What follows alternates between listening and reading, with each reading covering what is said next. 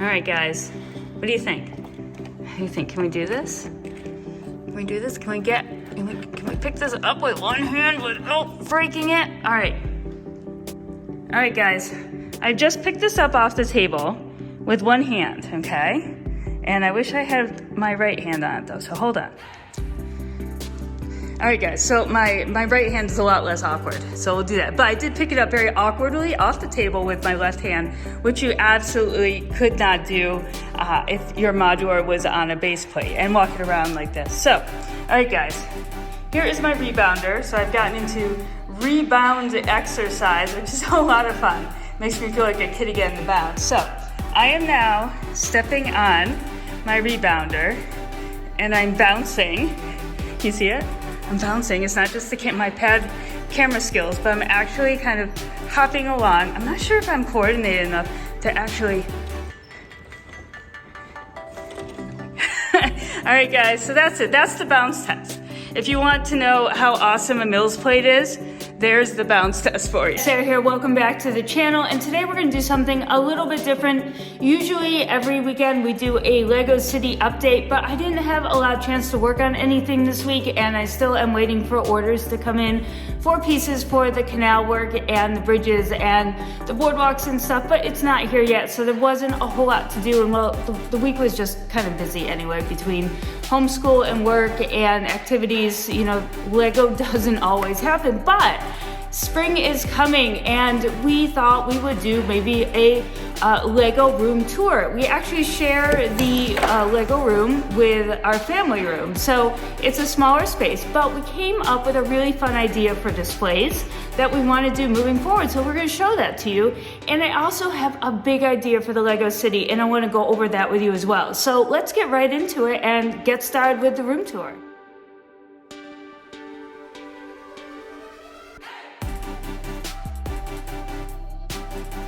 Welcome to the room tour for March of 2022. We're going to go check out the sets that we have going on our display, and we're going to take a look at a big idea in the city.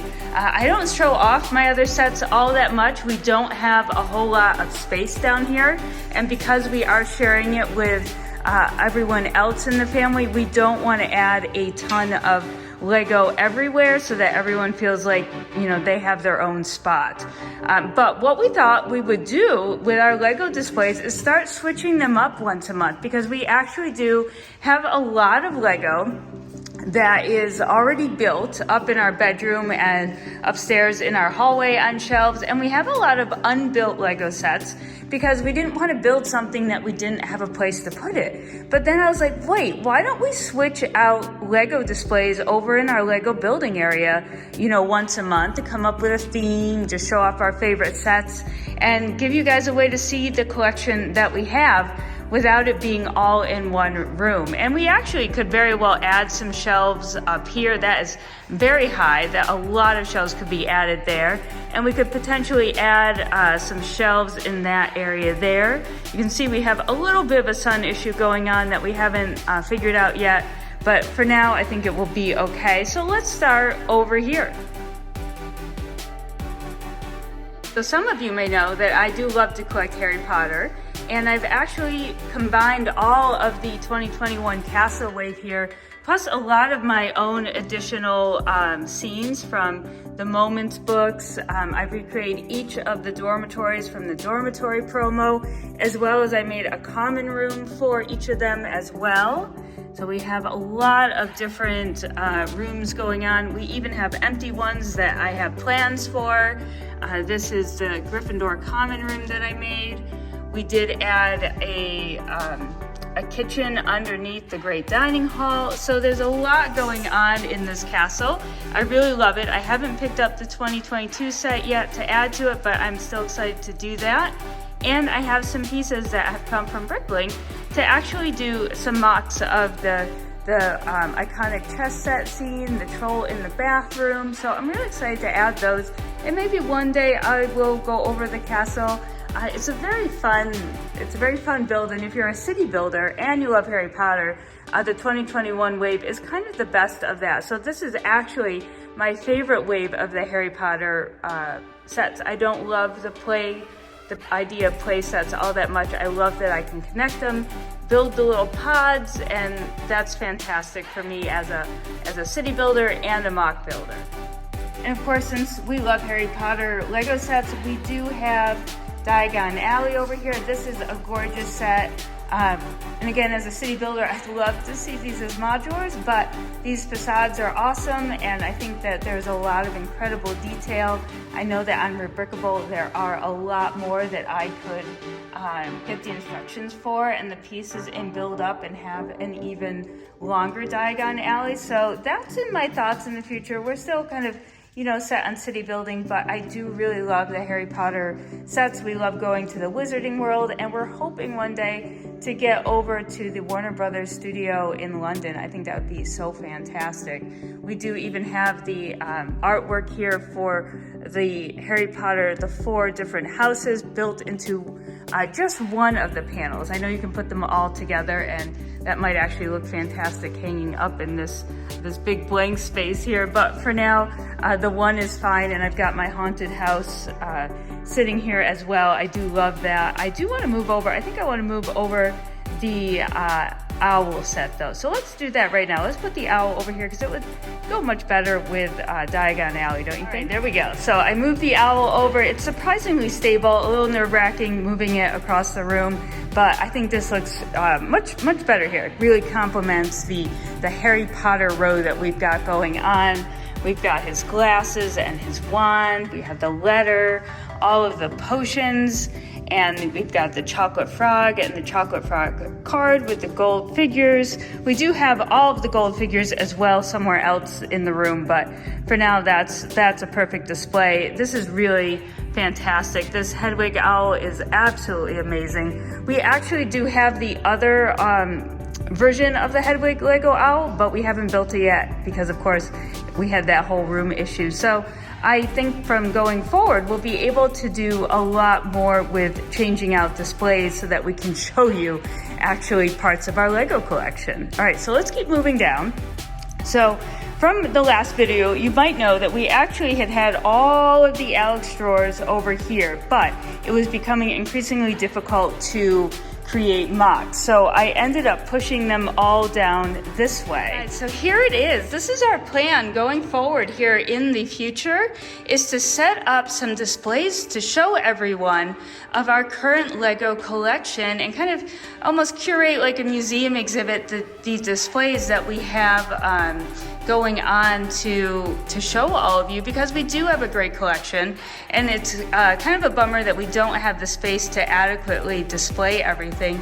So let's go around and take a closer look. Of course, we have the new UCS AT-AT, and my husband could do a much better job if he were here with the Star Wars portion. This is actually one of his setups that he had upstairs, and I thought the colors looked fantastic together, so I told him to bring it down, and I told him to grab his little AT-AT and kind of have a father-son gig going on here.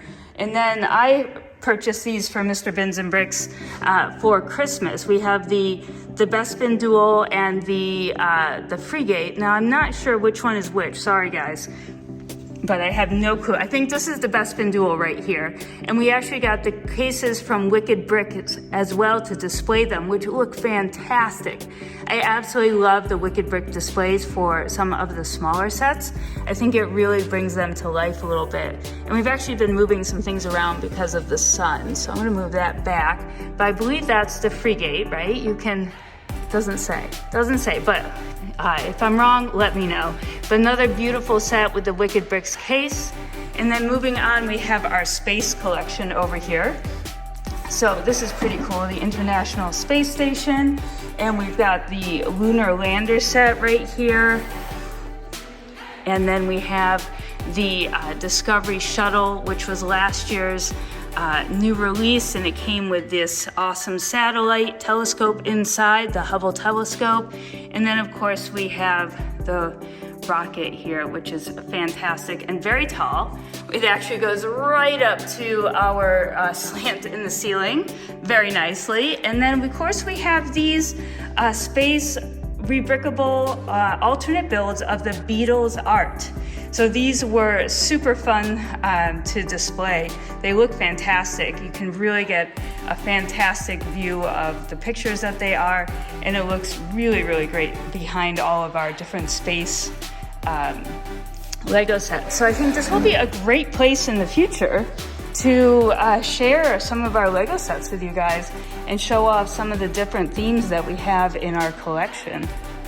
Some of our most favorite sets on here. It's not well curated, and Mr. Bins and Bricks thinks it looks not so awesome, but as you can see, we have the Ghostbusters headquarters, we have the Haunted House drop ride, and of course we have Barracuda Bay. These are 3 of our top 10 sets that we own, so we wanted to put them out at least for now, but we'll be rotating everything as well. And of course, as you can see, this is another huge wall, and I bet we could get some shelves to go up there as well, or put up some artwork. We actually keep our world map up in Maine on the wall there, but we do have a second world map that we may build at some point and put on the wall here as well.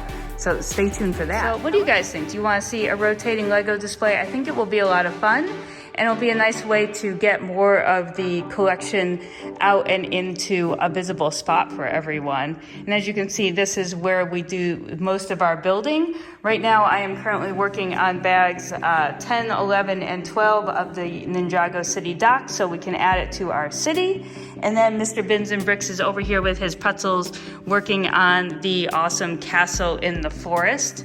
As you can see, the Bricklink Designer Program, that set came early, so we're excited to work on that as well. Absolute best way to store parts in our house, because of course the Alex drawers also look nice. And that was kind of a consideration, since our Lego room is a combination of our, our entertainment room and our family room and our Lego room. We wanted pieces in here that mimicked furniture a little bit more than the traditional Sterilite plastic bins, and I think this absolutely does the trick. So it's time for the big idea. Are you ready? I mean, I can't even believe I'm thinking about this. But it's not going to disrupt any of the progress we've really made in terms of the buildings we built, the canal work we have going on, the medieval marketplace, Ninjago City. But what I'm absolutely leaning towards as we move forward with the city is changing this to a front-facing, forward-facing city where I can see all of the buildings, much like this little sample setup I have for you here on an elevation table that we've had in the past. Now, if you've seen any of my older videos from last year, we took our own custom city to BrickFest 2021 in Massachusetts. We had a setup, we had a forward-facing city, there was a train running around it, a road out in front. It was really fantastic, a lot of fun. And I love, love, love the look of a forward-facing city. I love looking at cities by YouTubers such as Mr. Bookieboo, also Aus Lego, AUSLEGO, High Tea Toys, Johanna, the 3 of them, and I'm sure there are many more, have fantastic sort of forward, front-facing cities. I hope they're good with me saying that. That's what the city reminds me of, where you can see all the buildings, you can see all of the detail, all of your favorite things. And I am thinking about doing that with this city right here. As much as I love this layout and think it looks fantastic, I think I could do so much more. I think I could raise the level of detail to just a higher level if I turn the city around a bit. So let's talk about how we would do that and why we would do that. There's a few pros and cons, of course, so let's get into it. So I think one of the first things that I would do is actually take this table right here. We would move it right up against this area here, removing the Harry Potter Lego from that area, and then having this corner of the table go right into the corner of the room. And that will just allow us to use some of the wall space in maybe an L shape as well. We would certainly need to build more elevation tables like the one that you see over here. And that's pretty easy to do. That's a Home Depot thing. They sell the melamine shelves, they sell the table legs. we're all good. So I think in that respect, I'll be able to do a lot more with the city. We'll be able to see all the buildings that we love, and I think that lighting the city will be so much easier and hopefully more cat friendly, because this is our Lego space. It is a family room, and the family room includes the dog and the cat, and I would love to light the city, but I think that in this current setup, she's going to get right up in there and chew on the wires. Whereas if the city is against the wall and all the buildings are facing the same way, all the wires can be directed to a central location much better. I noticed that those 3 cities I mentioned, High Tea Toys, Mr. Bookie Boo, and Oss Lego, all have a fantastically lit city. And I think that will be a huge goal for us as we move forward here with the Lego City, because I think lighting the buildings looks absolutely fantastic, and the things that we have lit are just gorgeous. So lighting is a huge reason for the switch. I do love the amount of detail and layers that you can get with the elevation tables. There's a potential that we could even put a train back into the city. As you can see, for now, I've added the train underneath there. It's a train to nowhere at the moment, but you can see how an elevated table would work with a train, and we can actually get probably an additional elevation with the size of this table. I will still have the canal run in the front. The canal is a central theme for us, and I can still have a portion of a road. And as you can see, all the cars I own are pretty much out except for 2, the Hot Rod and the new taxi promo, and that's about it. That's all I have, that's all I need. So I don't need a whole lot of road. But where one of the cons comes in is obviously the price of the detail work and the landscaping that goes into additional walls and facades to hide the tables, maybe stairs or tunnels. However, that's also something that I'm looking forward to immensely, because I absolutely love building the landscape details as well. I'd also love to be able to build maybe mini buildings that fit in underneath spots, and different levels of buildings, and more custom work like my bridge. So as much as there are cons to a forward-facing city, there's a bunch of pros as well. So I'd love to hear your comments. Pros, cons, what do you think? I think in this space, it might be a good option for us. We could probably utilize that back shelf really nicely. But let me know what you think down in the comments. I'd love to hear from you guys.